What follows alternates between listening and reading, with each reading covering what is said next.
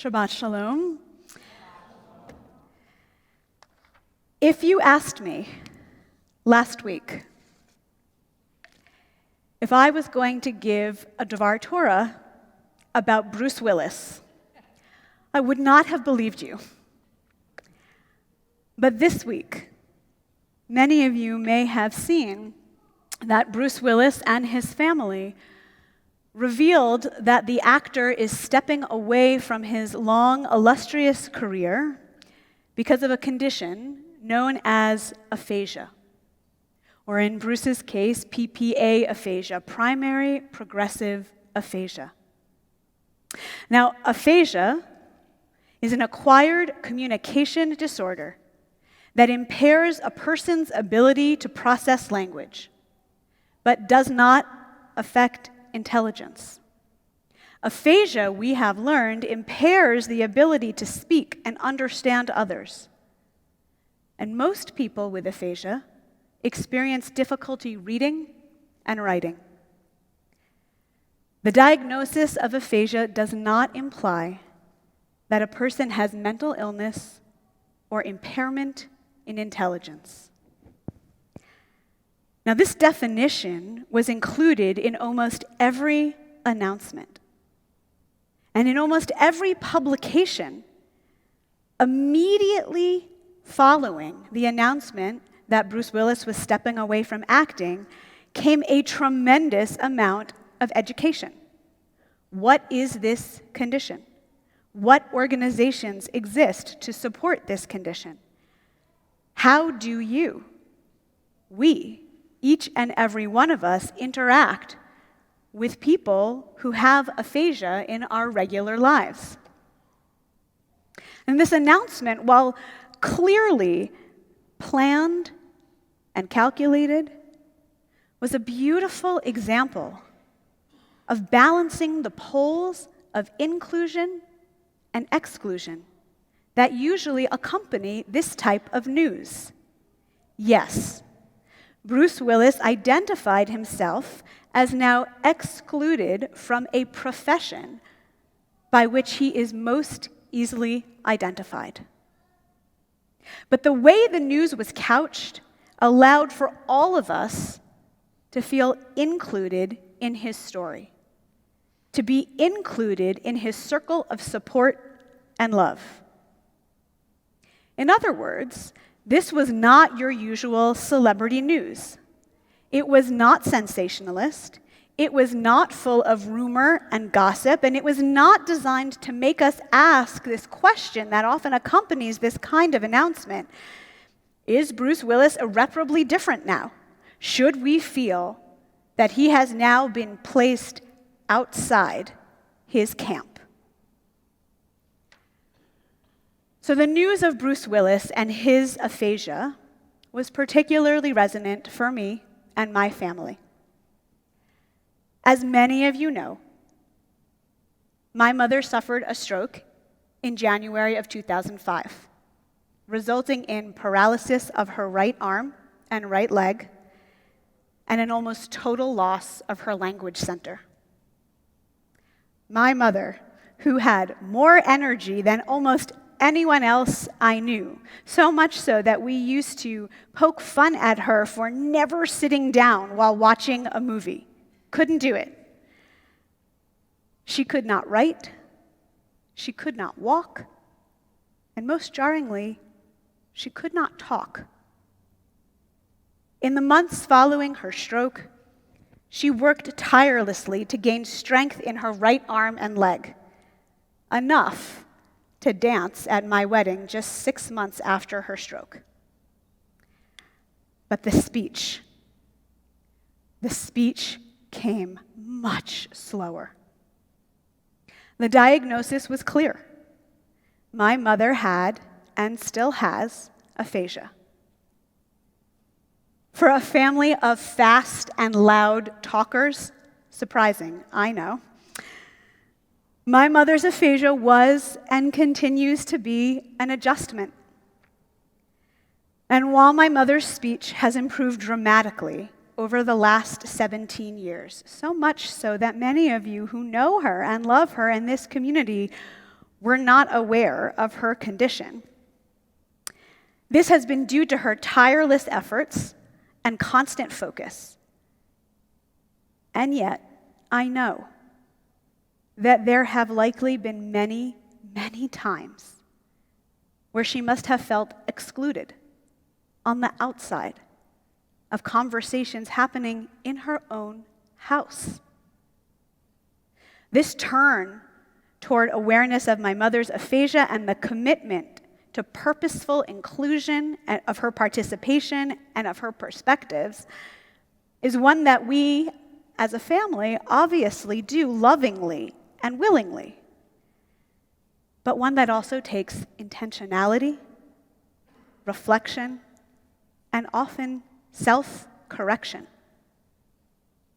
I will also share that my sister, my brother, and I have been inspired in this personal effort by the radical inclusion so passionately modeled by my parents. At a moment in their lives when my parents could have withdrawn from the world, excluded themselves from community to focus on their own health journeys, they instead dove deep into the work of inclusion. Both of my parents are on the board of the National Aphasia Association. They have raised awareness and dollars, and as I posted on Facebook earlier this week, my mother has traveled the country giving speeches, despite her speech difficulty, giving speeches about the condition of aphasia to law enforcement gatherings and community leaders to emphasize that people with aphasia are not drunk, are not stupid, and are not appropriate to ignore, but rather they must be included with compassion, with understanding, and with love. On this Shabbat, we read Parshat Tazria. Now, usually this is a Shabbat, as Bella well knows, where we wince as the Torah reveals verse after verse after verse of descriptions of mold, skin disease, and other bodily conditions and afflictions.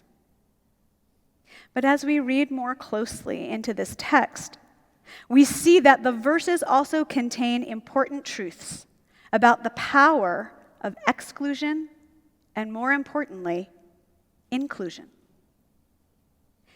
In our Torah portion, when someone develops a skin condition, they become tameh, a person set apart, outside the camp.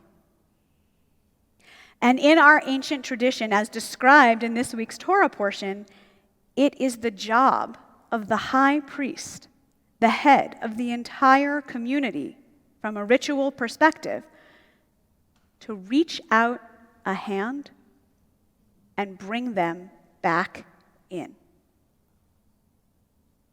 Now, the sages in the Talmud already noted the potential for metaphor in this week's Torah portion. Bristling, as we do, at the explicit descriptions of disease already outdated by Talmudic times, they instead link the word tzara'at, which is the noun form of tazria, with sorot, or what some of us know as tsuris, difficulties, hardships. And in some well-known Talmudic passages, tzara'at is specifically linked to afflictions of speech.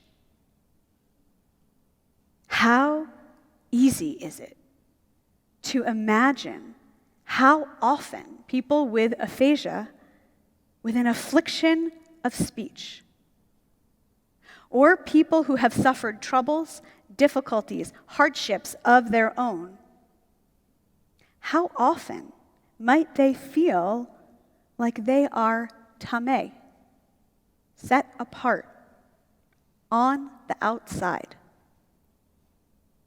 And how powerful is it to imagine that each of us has the ability and likely has had and will continue to have many opportunities to be the high priest that brings them back in. To be the person that reaches out the hand and says, it is enough time outside the camp. Come back in. On this Shabbat, when we not only read Tizriah, but stand on the brink of Passover, it is Shabbat HaChodesh, the Shabbat of the month of Passover. We are 2 weeks from the night where we will sit around the table and we will say out loud in the middle of our Seder, let all who are hungry come and eat. Bring them in. We will open the door for Elijah as a symbol of what it means to bring people in. On this Shabbat, as we listen to the news swirl around us of what it means for a well-known individual to have the courage to stand up and say, I feel outside. I feel separate from my community. Let me help you. Bring me back in. On this Shabbat, let us commit ourselves to learning, to growing, and to reaching out so that we may all feel the power of being included in our holy community. Shabbat Shalom.